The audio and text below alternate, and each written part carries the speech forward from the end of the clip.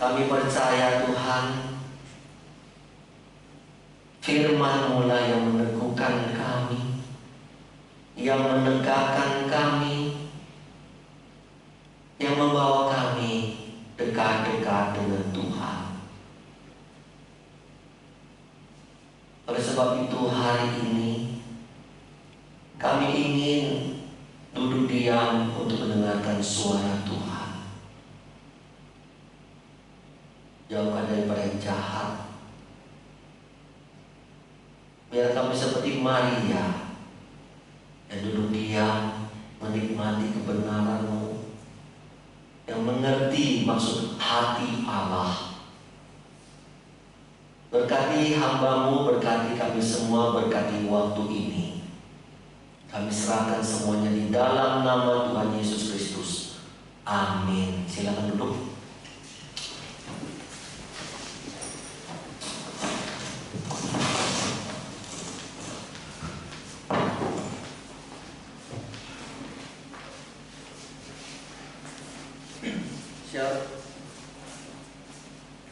Shalom teman-teman semua. Shalom. Kita bersyukur hari ini kita boleh bertemu kembali, boleh bersama-sama merenungkan firman Tuhan. Biarlah kita boleh bertumbuh di dalam firman Tuhan. Baik, kita akan melihat firman Tuhan. Sebelum kita menguraikannya, kita ambil di dalam Matius pasal 26.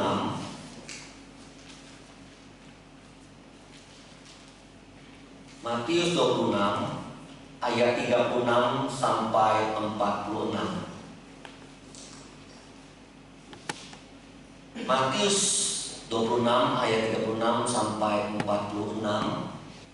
Maka sampailah Yesus bersama-sama murid-muridnya ke suatu tempat yang bernama Getsemani. Lalu ia berkata kepada murid-muridnya, duduklah di sini sementara aku pergi ke sana untuk berdoa. Dan dia membawa Petrus dan kedua anak Zebedeus sertanya. Maka mulailah ia merasa sedih dan getar. Lalu katanya kepada mereka, hatiku sangat sedih seperti mau mati rasanya. Tinggallah di sini dan berjaga-jagalah dengan aku. Maka ia maju sedikit, lalu sujud dan berdoa, katanya, ya Bapakku, jika sekiranya mungkin, biarlah cawan ini lalu daripadaku. Tetapi janganlah seperti yang Engkau kehendaki, melainkan seperti yang Engkau kehendaki. Setelah itu ia kembali kepada murid-muridnya itu dan mendapati mereka sedang tidur. Dan Yesus berkata kepada Petrus, tidakkah kamu sanggup berjaga-jaga 1 jam dengan aku? Berjaga-jagalah dan berdoalah, supaya kamu jangan jatuh ke dalam pencobaan. Roh memang penurut, tetapi daging lemah. Lalu Yesus pergi untuk kedua kalinya dan berdoa, katanya, ya Bapakku, jikalau cawan ini tidak mungkin lalu kecuali apabila aku meminumnya, jadilah kehendak. Dan ketika ia kembali pula, ia mendapati mereka sedang tidur, sebab mata mereka sudah berat. 44. Yesus membiarkan mereka di situ, lalu pergi dan berdoa untuk ketiga kalinya dan mengucapkan doa yang itu juga. Sesudah itu ia datang pada murid-muridnya dan berkata kepada mereka, tidurlah sekarang dan istirahatlah. Lihat, saatnya sudah tiba, bahwa Anak Manusia diserahkan ke tangan orang-orang berdosa. Bangunlah, marilah kita pergi, Dia yang menyerahkan aku sudah dekat. Sidang jemaat yang dikasihi oleh Tuhan, tema kita pada bulan ini tentang pelayanan. Maka kita akan melihat fokus tentang melayani Tuhan, fokus tentang pelayanan. Dalam kehidupan kita, apa yang kita lakukan hendaknya kita mempunyai fokus. Benar kan? Sekali lagi, dalam kehidupan kita apa yang kita lakukan kita harus punya fokus. Jika Jika tidak punya fokus, maka pekerjaan itu tidak akan menghasilkan suatu yang berkualitas. Sekali lagi, kalau jika kita dalam melakukan segala sesuatu, kuliah tidak fokus, menikah tidak fokus, pelayanan tidak fokus, maka pekerjaan itu tidak menghasilkan suatu hal yang berkualitas. Itu pasti, itu iya. Contohnya kita sudah tahu tentang pelajaran SMP. Untuk membakar sebuah kertas dengan cermin dan matahari, ya kan? Jika sinar cahaya itu, sinar cahaya yang diterima oleh cermin dan tidak terfokus pada suatu kertas, dan fokus pada kertas, maka kertas itu tidak akan terbakar. Tetapi ketika matahari dipantulkan oleh cermin ke suatu kertas, difokuskan terus, maka kertas itu akan terbakar.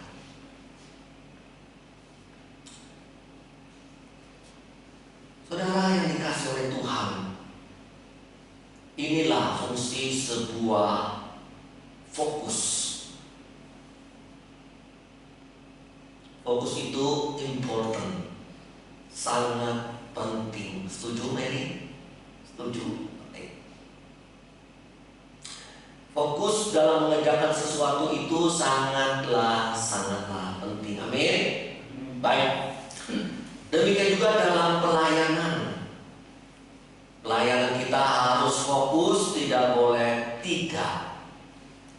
Ibadah kita harus fokus, tidak boleh tidak. Segala sesuatu kita harus fokus.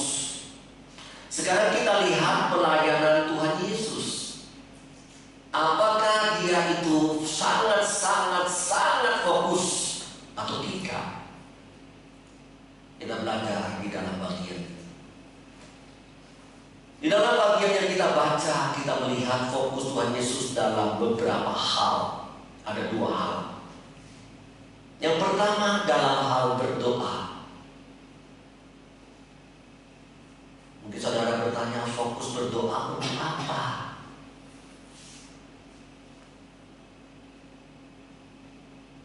Apa hubungannya fokus berdoa dengan misi Allah? Apa fokusnya berdoa Tuhan Yesus dengan sebuah pelayanan? Kita sudah diberitahu bahwa Yesus itu datang ke dalam dunia bukan untuk dilayani, melainkan untuk melayani. Matius 20 ayat 28. Kita sudah tahu itu, Yesus datang ke dalam dunia untuk melayani. Itu fokusnya, melayani. Melayani untuk apa? Melayani untuk mati, untuk menebus dosa-dosa manusia, untuk menyelamatkan manusia dari murka Allah. Itu misi Allah, misi Tuhan Yesus. Saudara, ini perkataan Tuhan Yesus kepada murid-muridnya dan kepada banyak orang. Aku melayani, dalam putih lagi backgroundnya. Aku melayani untuk memberikan nyawanya menjadi tebusan bagi banyak orang. Saudara yang dikasihi oleh Tuhan, sekali lagi, melayani untuk mati, untuk menyerahkan nyawanya menjadi tebusan bagi banyak orang. Dan ini berulang-ulang Tuhan Yesus katakan kepada murid-murid dan kepada orang lain. Matius 20 18-19, di sana dikatakan sampai 3 kali Yesus berkata bahwa dia akan mengalami penderitaan dan akan mati. Berulang-ulang sampai 3 kali. Apa artinya? Ini suatu penekanan. Fokus dia. Aku datang untuk melayani. Aku datang untuk menyerahkan nyawaku. Aku datang untuk mati. Aku datang sampai menderita. Aku datang untuk memberikan keselamatan bagi manusia. Di sini Tuhan Yesus mengatakan kepada murid-muridnya, kepada orang waktu itu, kepada kita saat ini, inilah fokus aku, inilah misiku. Saudara, di dalam Full Life Bible mengatakan bahwa inilah bagian di tempat yang kita baca di Taman Getsemani adalah permulaan penderitaan Tuhan Yesus Kristus. Dia masuk, dia tahu tugas utamaku, fokusku itu, maka aku akan masuk dalam penderitaan itu. Dia masuk di dalam Taman Getsemani itu, sebuah awal penderitaan. Dia memang masuk di sana. Saudara, dia masuk dalam penderitaan itu. Tuhan Yesus tetap ada di sana.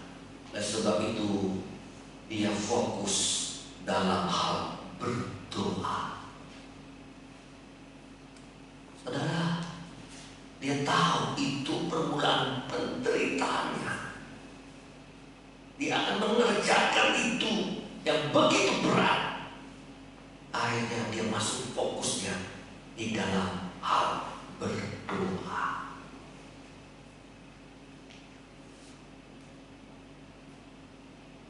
Ayat 36, dia berdoa. Ayat 41, dia berdoa. Ayat 44, dia berdoa. Dan yang kelihatan tulisannya baik. Saudara, sampai 3 kali. Menandakan hal apa? Menandakan dia bergumul tentang penderitaan itu. Penderitaan yang sangat-sangat mengerikan itu, yang akan kita rayakan pada Jumat nanti. Dia pasti 3 kali dia berdoa, dan berdoa, menunjukkan intensitas dia. Intensitas bagaimana dia bergumul, bagaimana dia menunjukkan suatu kefokusan akan hadapi tantangan itu, misi itu, masalah itu.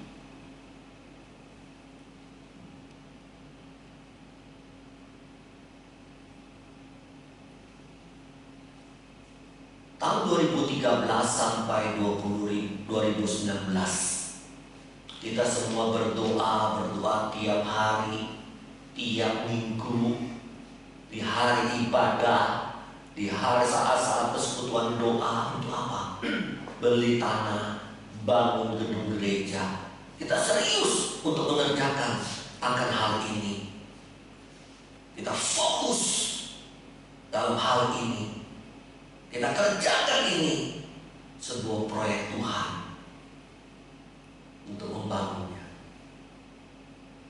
Selama 8 tahun kita fokus dan akhirnya telah selesaikan lantai 1 dan lantai 2. Seperti keadaan kita hari ini. Kalau kita tidak fokus dan mungkin bisa selesai. Saudara yang dikasihi oleh Tuhan, Tuhan Yesus bisa saja terganggu oleh fokus pergumulan pelayanannya. Sekali lagi, Tuhan Yesus bisa terganggu fokus pergumulan pelayanannya tentang kematiannya. Dia pasti ada hal-hal tertentu yang mengganggu kita tidak fokus. Betul. Sekali lagi, ada hal-hal tertentu yang membuat kita tidak fokus. Lari dari fokus pasti akan ketika kita ingin berfokus. Tidak usah jauh-jauh. MD, Tuhan, aku hari ini mau fokus berdoa. Tahu-taunya pikirannya, waktu doa pikirannya lari ke sana, lari ke pacaran, lari ke teman hidup, lari ke pekerjaan, lari ke orang tua. Itu jelas saudara alami bukan? Tadi pagi aja saya lihat saat teduh mungkin tidak fokus dalam doa. Maksud jujur aja tadi pagi aja waktu saat itu ada hal-hal yang tidak terfokus. Ulang lagi berdoa kepada Tuhan. Sekali lagi ingin saya katakan bahwa Yesus bisa saja terganggu fokusnya dalam pergumulan tentang kematian itu.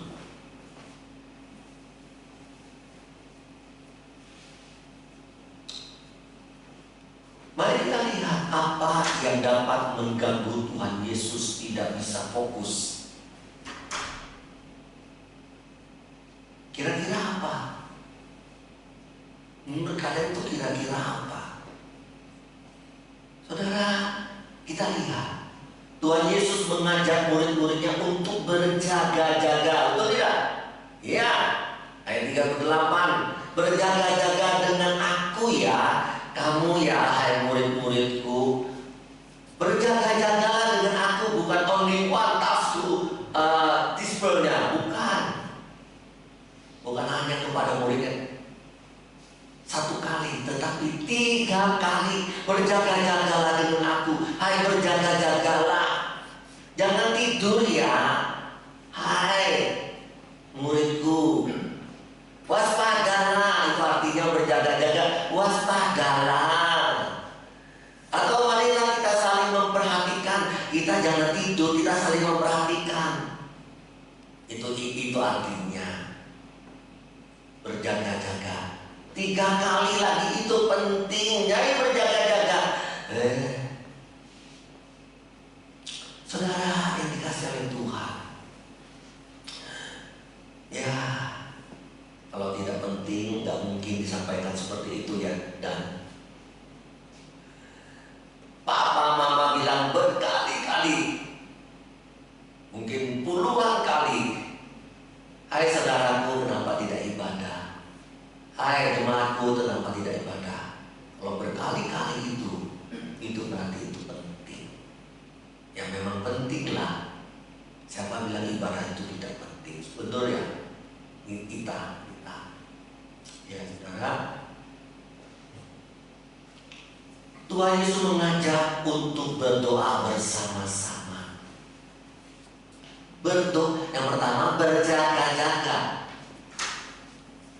Yang kedua Tuhan Yesus mengajak murid untuk berdoa bersama-sama. Berarti tidak tidur itu kan.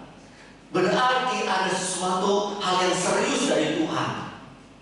Jarang loh Tuhan mengajak murid itu bersama-sama. Kalau kita teliti dari doa Tuhan Yesus secara pribadi dan doa bersama-sama jarang terjadi. Ya ada. Tetapi di dalam bagian ini sangat penting. Tetapi kenyataannya apa? Nah ini kenyataannya apa? Murid-murid tidak terjaga-jaga. Murid tidak berdoa bersama-sama. Nah ini yang saudara, bisa saja kejadian seperti ini bisa mengganggu akan fokus Tuhan Yesus. Benar itu. Dia mengajak muridnya berjaga-jaga. Ditekankan berkali-kali. Oke, kita berdoa ya murid-muridnya, tapi tidak terjadi. Bisa saja mengganggu hatinya, mengganggu perasaannya, mengganggu dia kecewa, mengganggu emosinya. Kamu sebut aku guru, kamu sebut aku murid, tapi tidak mendengar kalimatku, tidak mendengar perkataanku. Marah tuh bisa aja Tuhan marah, kecewa, wah emosi sudah. ini aku pergi dari Taman Getsemani, bisa saja dia bilang begini, kita ini berjaga-jaga, kita ini berdoa. Siapkan hati lo ya, wahai murid-muridku. Tapi mereka semua apa? Tidak berjaga-jaga dengan saya. Tidak bisa diharapkan. Ya sudah, nggak usah berdoa, nggak usah berdoa, nggak usah berjaga, nggak usah berjaga. Kamu mau apa terserah. Bisa saja Tuhan seperti itu. Itulah gangguan yang dialami oleh Tuhan Yesus. Baru masuk saat penderitaan. Baru saat masuk penderitaan, ada gangguan untuk memfokuskan misi untuk mati bagi manusia. Saudara, sekali lagi, ketika kita ingin fokus, pasti ada gangguan dari si jahat. Ada aja lah. Percayalah. Aku mau fokus pelayanan. Aku mau fokus baca Alkitab. Aku mau fokus pesuan doa. Aku mau fokus membaca Alkitab. Aku mau fokus kuliah. Ada aja. Saudara, tetapi Tuhan Yesus tidak terganggu keadaan, situasi, kondisi dari murid-muridnya. Sekali ini penting. Ini sangat penting. Yesus tidak terganggu keadaan, situasi daripada murid-muridnya. Tidak terganggu.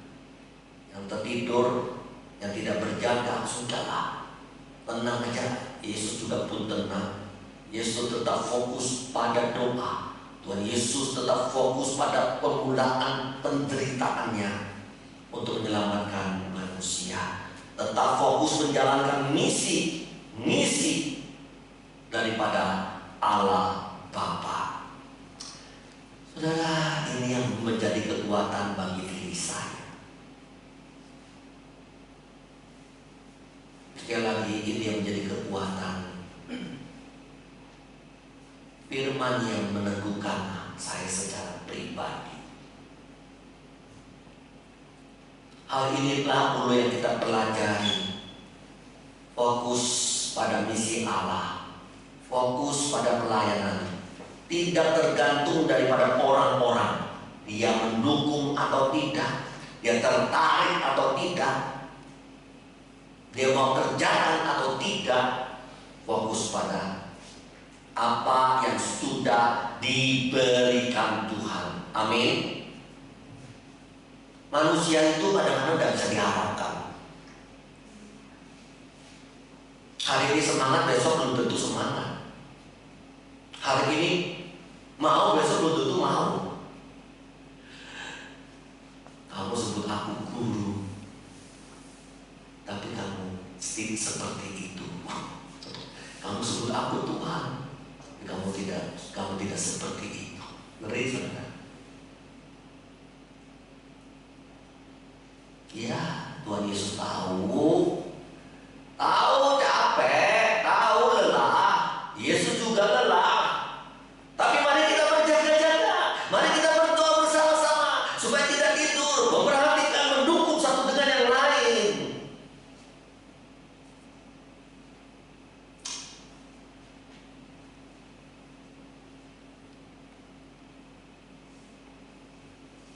Ya, terserah mereka mengabaikan atau tidak. Mungkin ada yang mencela pelayan kita yang terus fokus pada panggilan Tuhan.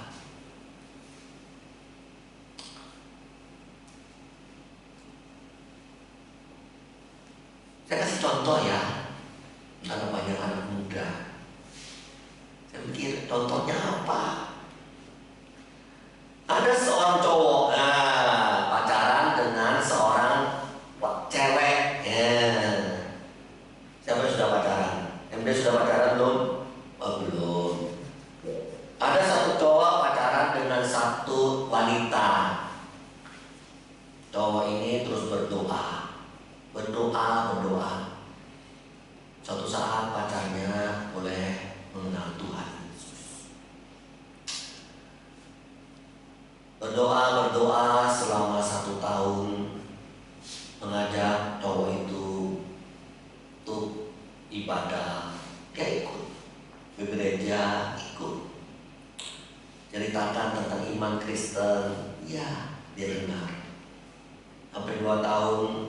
dia tentu harus memastikan cowok ini.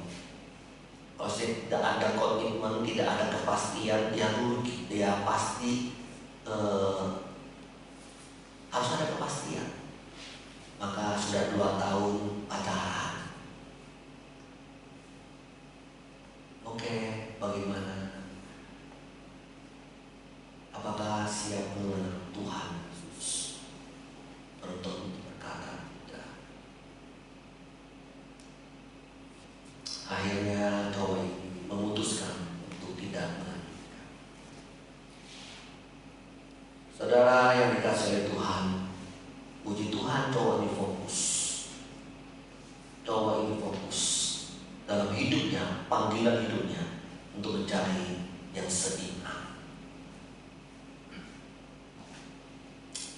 Ya, kita tetap fokus apapun tantangan yang mengganggu kita. Amin. Itu yang pertama. Yang kedua apa? Yang kedua, Tuhan Yesus di dalam bagian ini fokus kepada Allah, kepada Tuhan, bukan kepada dirinya sendiri. Tuhan Yesus berkata, bukan kehendakku yang jadi, melainkan kehendak Bapa yang jadi. Saudara yang dikasih oleh Tuhan, 2 kali ini yang diucapkan memang tidak mudah. Sekali lagi, tidak mudah bagi Tuhan Yesus. Kalau kita berbicara, Tuhan Yesus bergumul, gitu, dalam bahasa saya. Kehendakmu yang kulakukan, bukan kehendakku yang kulakukan. Ya, sebagai manusia, untuk menjalankan misi ini itu sangatlah tidak mudah. Sebagai manusia, dia bisa saja berpikir bahwa itu sangat mengerikan, dan memang iya. Secara manusia, dia mengatakan itu mengerikan. Jika dia berkata, aku sangat takut, dan apa? Aku dikatakan sedih dan gemetar. Hatiku sangat sedih, seperti mau mati rasanya. Ini pergumulan pribadinya. Apakah aku mengerjakan pekerjaan Tuhan atau mengerjakan pekerjaan kehendakku sendiri? Kalau kehendakku, aku meninggalkan pekerjaan misi itu. Tapi kehendak Allah, aku mengerjakan misi itu.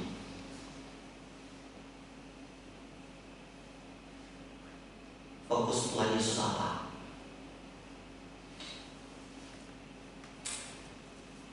Kalau Tuhan Yesus sendiri bergumul, fokusnya maunya kepada Tuhan sampai peluh berkeringat. Keringatan itu seperti darah.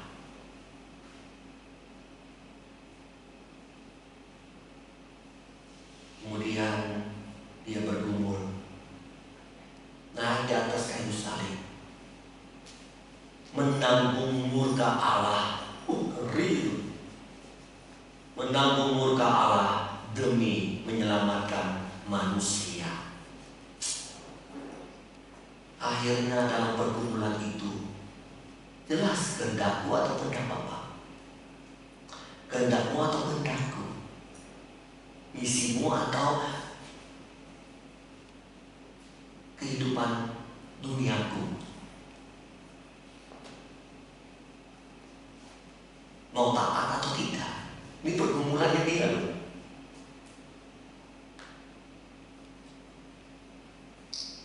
Saudara, kalau kita bicara penderitaan pergumulan, dia masuk di taman Getsemani, itu baru permulaan pergumulan.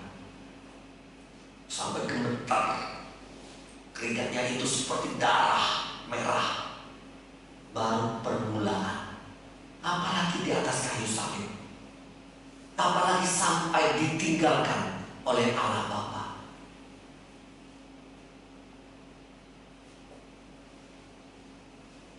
Ngeri itu. Yang paling ngeri adalah ketika Allah Bapa meninggalkan dia. Ngerikan itu.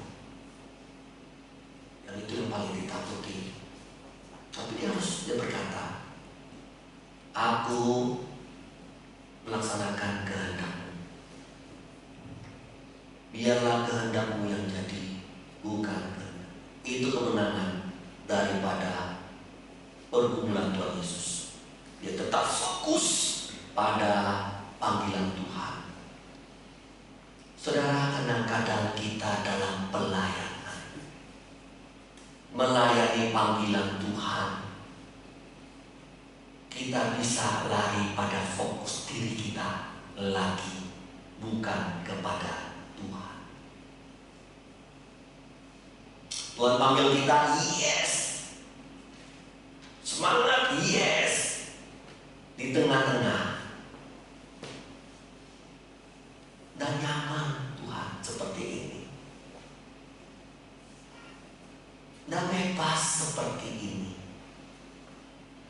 Tidak mendapatkan sesuatu seperti ini. Kalau begini terus, akhirnya aku tinggalkan panggilan itu.